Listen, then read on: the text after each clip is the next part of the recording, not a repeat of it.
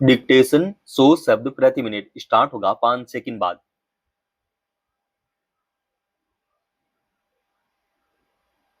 Start. सूचना का अधिकार आरटीआई कानून ने देश में स्वतंत्र की नींव को और मजबूत किया है। इसका उद्देश्य शासन के कामकाज में पारदर्शिता लाना और जवाबदेही तय करना है।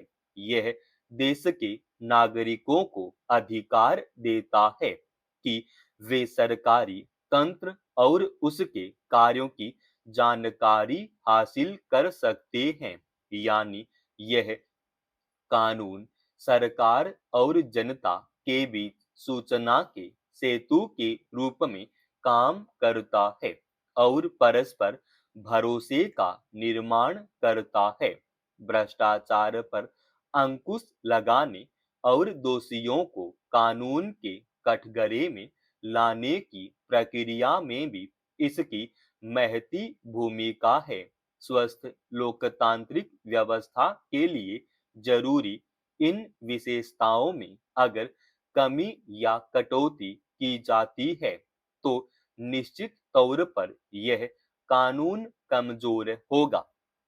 यह मसला इसलिए चर्चा का विषय बन गया है क्योंकि संसद में हाल में पेश की गई आर्थिक समीक्षा रपट में आरटीआई कानून का फिर से अध्ययन करने की वकालत की गई है। तर्क दिए गए हैं कि इस कानून में कुछ ऐसे प्रावधान किए जाने की जरूरत महसूस की जा रही है ताकि गोपनीय रपट और मसविदों को सार्वजनिक किए जाने से छूट प्राप्त की जा सके। गौरतलब है कि लंबे समय से सूचना के अधिकारी की मांग के मद्देनजर वर्ष 2005 इससे संबंधित कानून को लागू किया गया था। इसके तहत देश का हर नागरिक सरकारी विभाग और संस्थाओं से उनके कामकाज योजनाओं एवं उनके प्रभावी वित्तीय स्थिति तथा नियमों आदि की जानकारी मांग सकता है।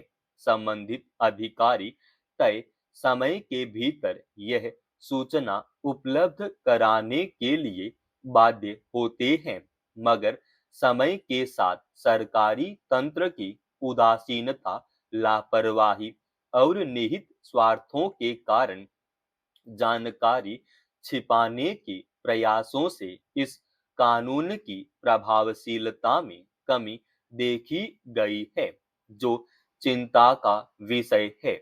ऐसे में आर्थिक समीक्षा रपट में सूचना के अधिकारों का फिर से अध्ययन करने और कुछ मामलों में छूट हासिल करने की वकालत ने चिंता के स्तर को और बढ़ा दिया है। एक तरफ सरकार जब अपने कामकाज में पारदर्शिता लाने और भ्रष्टाचार को लेकर कतई बर्दाश्त नहीं करने की नीति अपनाने पर जोर देती हो और दूसरी तरफ सूचना के अधिकारों को सीमित करने का प्रयास किया जाए तो यह नीति और नियत के बीच विरोधाभास पैदा करता है।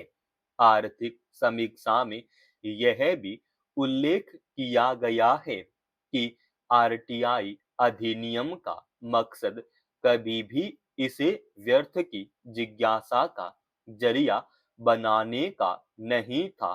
नहीं, इसका उद्देश्य बाहर बैठकर सरकार के हर छोटे छोटे काम में दखल देना या उसे नियंत्रित करना था। यह बात सही है कि बिना कारण या सरकार के कामकाज में किसी सुनियोजित तरीके से बाधा उत्पन्न करने के लिए इस कानून का सहारा लेना उचित नहीं है।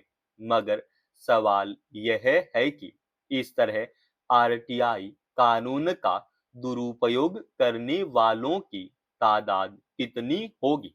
जाहिर है इसमें कुछ खास वर्ग के चंद लोग ही शामिल होंगे, पर क्या उन पर अंकुश लगाने के लिए सभी नागरिकों के सूचना के अधिकार को सीमित किया जाना चाहिए? इस कानून में पहले से ऐसे कई प्रावधान मौजूद हैं जिनके तहत राष्ट्रीय सुरक्षा, संप्रभुता, जांच प्रक्रिया और व्यक्तिगत गोपनीयता समेत अन्य संवेदनशील मसलों की जानकारी सार्वजनिक नहीं की जा सकती। अब अगर सूचना को रोकने के और प्रावधान किए जाते हैं तो इससे यह कानून वास्तव में कमजोर होगा और इसका मकसद भी अधूरा ही रह जाएगा।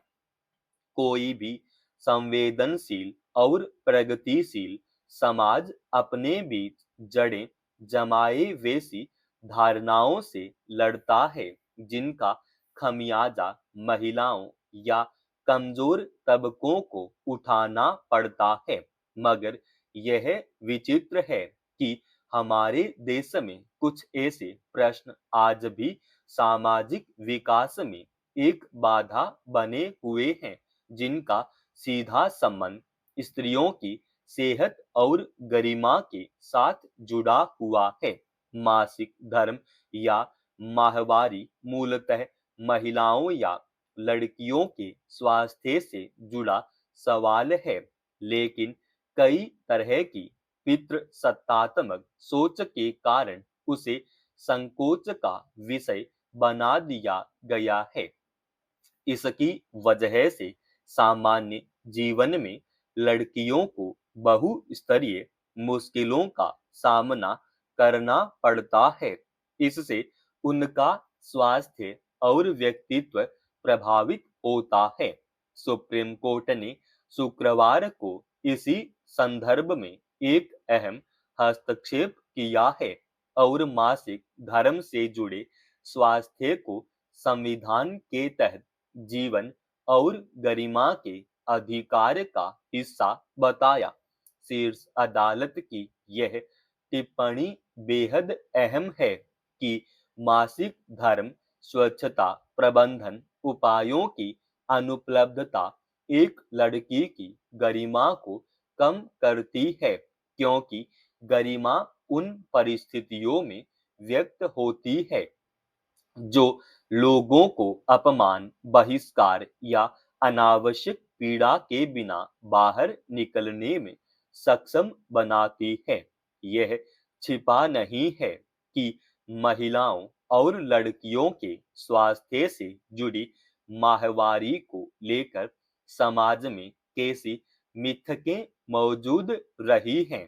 इसकी वजह से घर से लेकर बाहर या कार्यस्थलों पर महिलाओं को कई तरह की असुविधाजनक स्थितियों का सामना करना पड़ता है। सैनिटरी पैड की उपलब्धता हर जगह नहीं होने की वजह से समस्या और बढ़ जाती है। इसके अलावा स्कूलों में शौचालयों की स्थिति भी जगजाहिर रही है। अनेक अध्ययनों में ऐसे तथ्य सामने आते रहे हैं कि स्कूलों में स्वच्छ शौचालय की सुविधा न होने की वजह से बहुत सारी लड़कियों को बीच में ही अपनी पढ़ाई छोड़नी पड़ती है।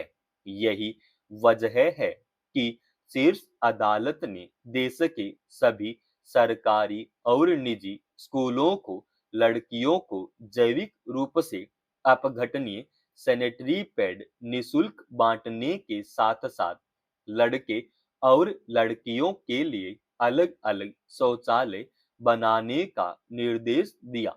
व्यवस्था संबंधी समस्याओं को दूर करने किए जाने के साथ साथ इस मसले पर समाज और खासतौर पर पुरुषों को सोच के स्तर पर ज्यादा संवेदनशील बनाने की जरूरत है। समाप्त। दोस्तों, रोजाना ऐसे एडवांस डिक्टेशन के लिए चैनल को आप अभी सब्सक्राइब कीजिएगा और आज के इस डिक्टेशन का पीडीएफ फाइल हमने हमारे Telegram channel study with H Swami पे डाल दिया है, जिसका लिंक इसी वीडियो के डिस्क्रिप्शन में डाल रखा है।